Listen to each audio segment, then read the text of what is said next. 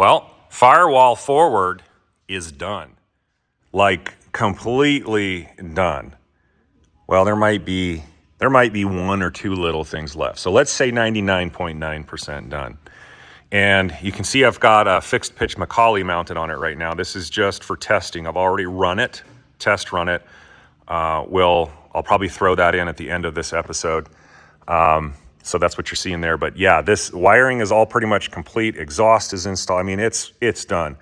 Now, when I say firewall forward is done, I'm not talking about the cowling, the baffling. Those are separate items. I'm talking about the wiring, the plumbing, all of the things it takes to make the engine function properly. That's all complete. So I guess let's just go through an overview. We can start here at the left side of the airplane and just kind of work our way around. I've got my fuel pressure sensor that I put here. Now, you'll notice I'm remote mounting all of my sensors. There are some fellas that will do like the sensor manifold block that you can get from Stein and other places and put all their sensors in one place. I opt not to do that. I like putting the sensors in various places where they're easy to run the plumbing to and they're easy to mount. When you have them all in one location, all of your hoses end up going to that one spot. All of your wiring ends up going to that one spot. That can be good in wiring as an example. It's great when you can get your bundle just to go to one spot. Plumbing can be a little tricky, trying to route hoses and things to all go to the same location.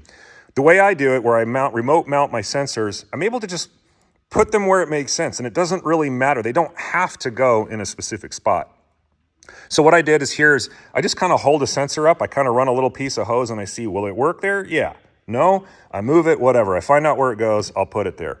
So that's what you're going to notice as we work our way around. Now, I currently don't have fuel flow. This is my fuel flow connector.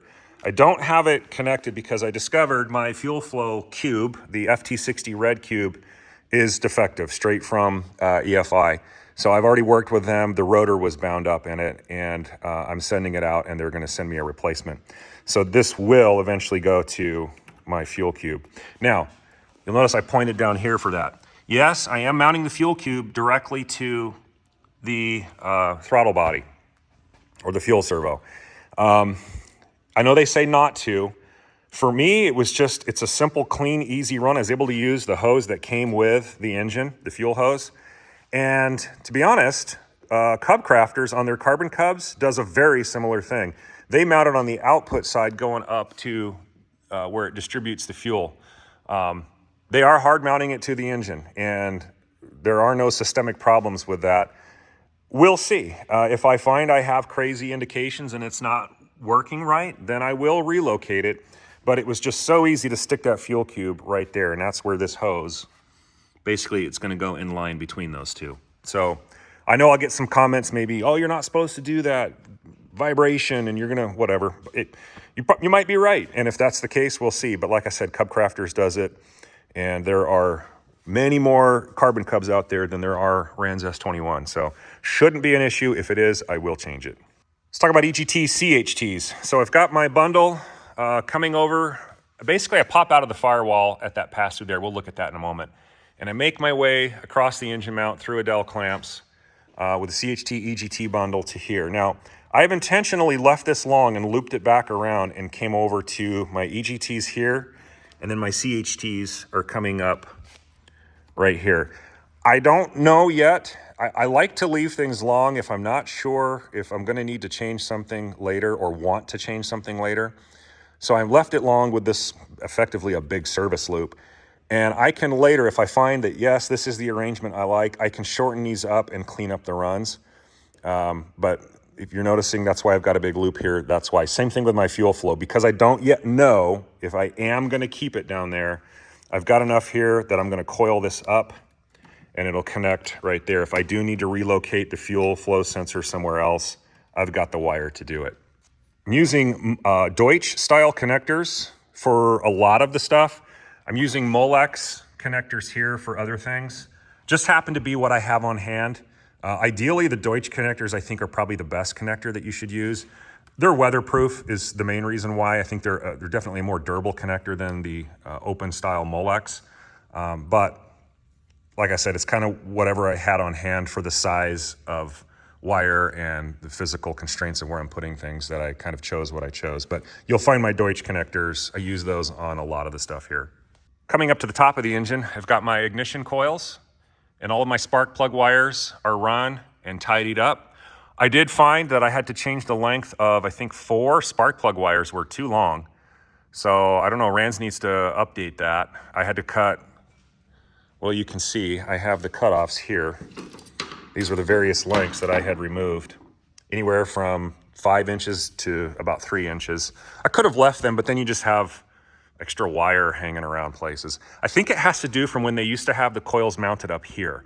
It changed some of the lengths and then they never updated things. So if you find you're doing an S-21 and you find you wanna, or you'll need to shorten the cables, that is true. You probably will find you need to.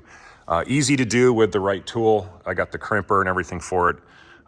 It's very simple to do. Now on the ignitions, I've got the RG, whatever designation this cable is, coax cable coming in, and I found it very difficult to terminate those to these blade terminals on the ignition boxes directly. And I got on the group and the consensus was put a short length of a few inches of some Tefzel wiring and have all this stuff behind the baffles where you join it together and only those wires come through. And I gotta tell you, that's really the only way to do it. These are just too stiff to try to make their way and turn in, and they were wanting to pull on the connectors and pull them off. Doing it this way was so much better.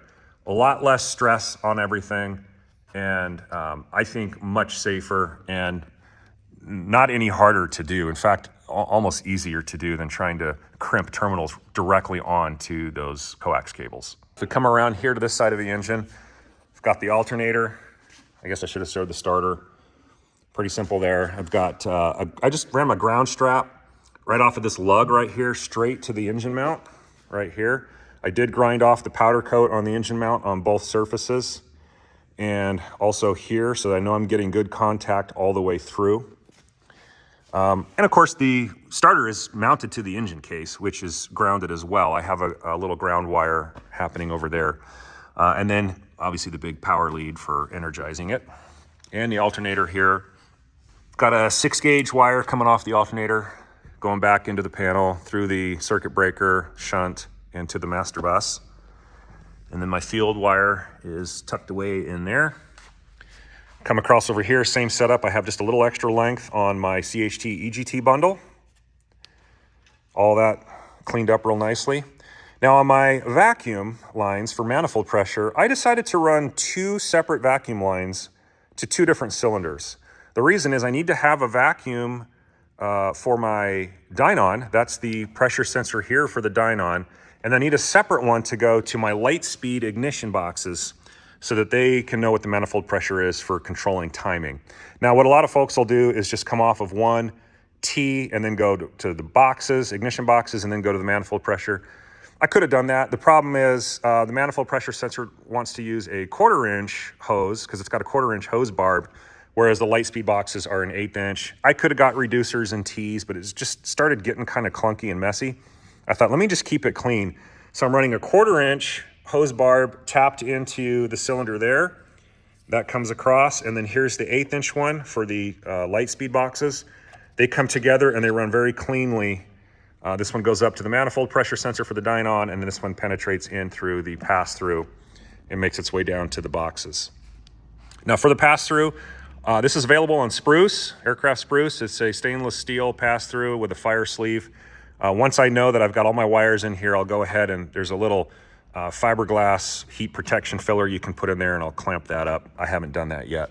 My oil pressure sensor is located down here. I've got it mounted with some Adel clamps off the firewall, off the engine mount tubes. And that comes up here to a Molex connector and again, I have a little extra loop here, and I come back through the firewall. In case I decide I need to or want to relocate this, I've got some extra wire to do it and I won't have to splice anything. The oil pressure, I'm not gonna really be able to show you. Well, yeah, you can sort of see it right there. Oil pressure is going into this part of the accessory case on the back of the engine through a restrictor plug, a restrictor fitting, I should say. Those restrictor fittings are like 90 bucks, and there's no way I was gonna spend that kind of money for that. So I took a regular restrictor fitting, a regular fitting, not a restrictor fitting, and I turned a slug down on my lathe that was a press fit to the inside of that fitting, drilled I think like an 035 or an 040 hole through it, and then pressed it into the end of that plug or fitting, and created kind of a plug and a restrictor. I did it that way. It was like $8 instead of 90, and I did that on fuel pressure and also oil pressure fittings. Oil temperature, real simple. It's just coming off the back of the engine right there. Make sure that you put that oil temperature sensor into the accessory case of the engine before you hang the engine, because there is not a whole lot of room here to do it after the fact. I might have missed that, but I had seen some other builders' videos and they mentioned that, so I'm glad I had seen that. Now I have two pass-throughs. I have one down here, as well as the one that we've already seen up here. What I did down here is I tried to keep high current cables away from signal cables as much as possible. So down here, this is going to be coming off of my alternator, which could be 50, 60 amps perhaps on a start, coming up and making its way to the breaker and such. Obviously, yeah, you're going to get high current lines running around some of this stuff, but I wanted to try to avoid it as much as possible. So those come in down there. And then the main battery cable that comes from the battery contactor up to this side of the starter solenoid also runs through that pass-through, because there's a lot of current potentially going back, charging the battery back there. Now this is not in front of the firewall, but it relates to it quite closely, so I will show this part here. Avionics covered a lot of all this other stuff, the avionics episode, but I will talk about my light speed boxes just for a moment on this episode. I mounted them differently than RANS says to. RANS wants you to put them with the DB connectors facing inward and the coax connectors on the outside. I found that it was going to be better this way, because when they're facing inward, trying to get a little screwdriver in here to remove the screws for these back shells, if you needed to do any service or anything, it's really tight in there. It's so much easier to come in on the sides and do it. Whereas with the BNC connectors, you can just reach in, it's a quarter turn and they pop loose. It's a lot easier to go in and disconnect things and connect things with this orientation. Also, some other builders had mentioned that with these back shells and this wiring, started to get maybe some interference with some of these control cables with the throttle and mixture going through the firewall.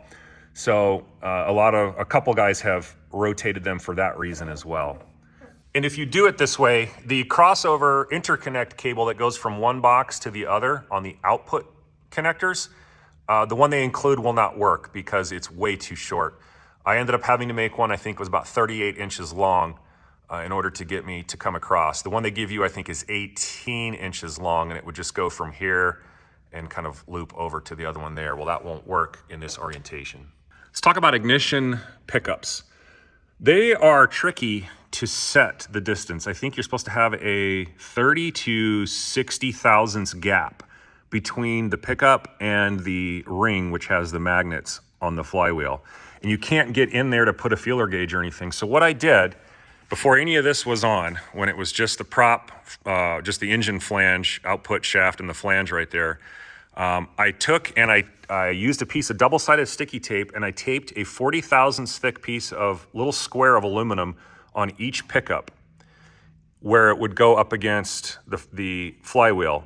And I tightened the screws on it to where it was hold the pickup in place, but it could still slide in the notches, in the slots on the mounting parts there, so that I was able to put the flywheel on, bolted it down with just a couple bolts just to make sure it was seated up against the flange. And I was able to come in here with my fingers and with a little force, push those pickups right up against the flywheel, and they would stay there because the screws were just tight enough, both on the top and the bottom pickup. Then I could unbolt and carefully remove the flywheel, and those are now in the position they need to be. At that point, what I did was I tightened one of the screws so that it wouldn't move, took the other one completely off, applied the Loctite, torqued it, did the other one, and so on, took off that little piece of 40 thousandths aluminum. And at that point, I was sure I was 40 thousandths plus maybe 1 or 2 thousandths thickness of the really thin double-sided tape that I used. It was very thin double-sided tape. That way I was able to ensure that I had a gap set that was within spec, and it was pretty easy to do that way. On the subject of ignition pickups for Lightspeed, now this system has been in use. I'm sure there are hundreds and hundreds and hundreds of them. It is, in my opinion, just a little bit funky. You've got wires wrapping around the pickups, going back. You've got rotating parts here. You've got clearances there that need to be maintained. It just seems like potential for problems. And I've heard cases where there have been problems. I've heard of a case where an alternator belt broke, managed to find its way back in here and sling around and rip out the pickups, and then you lose your engine. I've also heard of pickups coming loose and contacting the ring, starting to tear shit up and killing your engine. Again, I'm not saying that it's a systemic issue with the Lightspeed setup. There are thousands of these out there and with a pretty good record as far as I know. However, that said, I was thinking, how cool would it be? I've got all this open area right here where a mag would go. How cool would it be? I mean, I've got a hole. I can take my fist and move it around. I got so much room here. How slick would it be to have a ignition pickup system come off of where the magneto would go? Basically, machined housing with the gear, and on that you could have some Hall effect sensors that would go, basically putting it back here. Now that would require, of course, timing like you would do a magneto to get proper initial timing down here. But that could be done. That's not difficult. I guess what I'm getting at is it would keep all of this pickups, ignition pickup stuff, away from all that rotational parts and potential for issues up there. That would be something slick. And honestly, it wouldn't be difficult to design something like that on your own. And it's a project that one day I think I might do.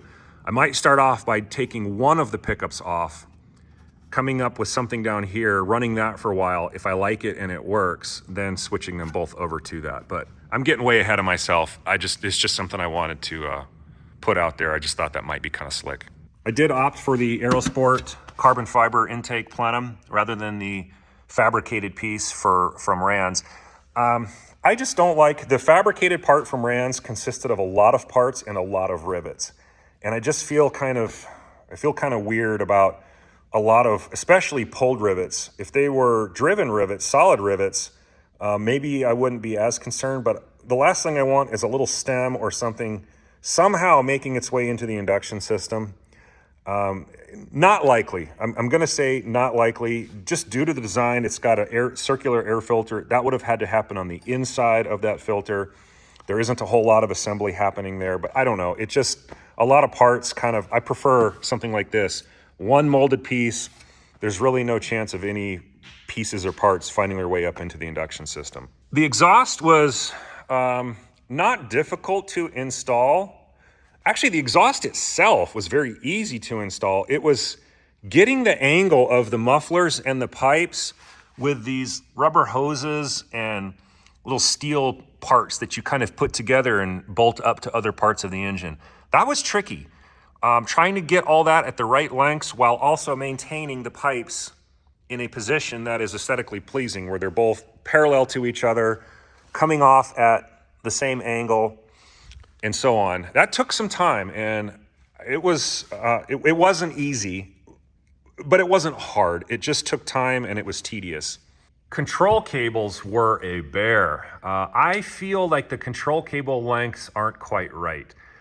It's been several months since I installed them, and now I don't remember if I felt like they needed to be, I think I felt like they needed to be slightly shorter. Certainly the throttle cable did. I'm pretty sure I felt like, man, if that was like an inch shorter, it would have made just a better run. But I got them. I mean, it's doable with what they give you, but it's not optimal. But everything, once it's all secured and installed, all the controls do operate very smoothly. So everything's okay. I just probably would have preferred a slightly different length on some of those cables. Also, if you're seeing any nuts or bolts that don't have safety wire or cotter pins, I know there are actually some here. I'm going to go back over everything, obviously, before I fly it and double check, but I've been using just some basic nuts where I should be using lock nuts or cotter keyed castle nuts, just because I'm still kind of was test fitting parts. So if you see something, I know about it, but if you want to put it in the comments that I missed it, that's fine too. Well, there's your basic firewall forward video, kind of going over all the systems.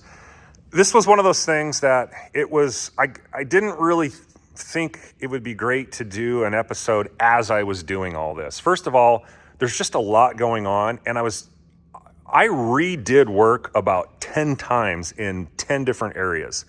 You would do something and you would be like, nope, that's not gonna work. And you would reroute a line or you would reroute a wire and you'd think that's gonna be good. And it was until you came over to another system and you started routing its wire, and then you quickly realized, nope, I've not only gotta change that, but I've gotta go back and do this. And it just would have been a mess in shooting that and trying to edit all that together. So this is what you get here. I'm showing you everything after the fact. It just was gonna be too much to sit there and do videos and shoot all of this as I'm doing it. So here you go. Firewall forward is complete. I've already run the engine. I'll show a clip of the first startup, and thank you for watching. Fuel pump for a couple seconds. Ignition on. All right, are we ready? Yep. Clear?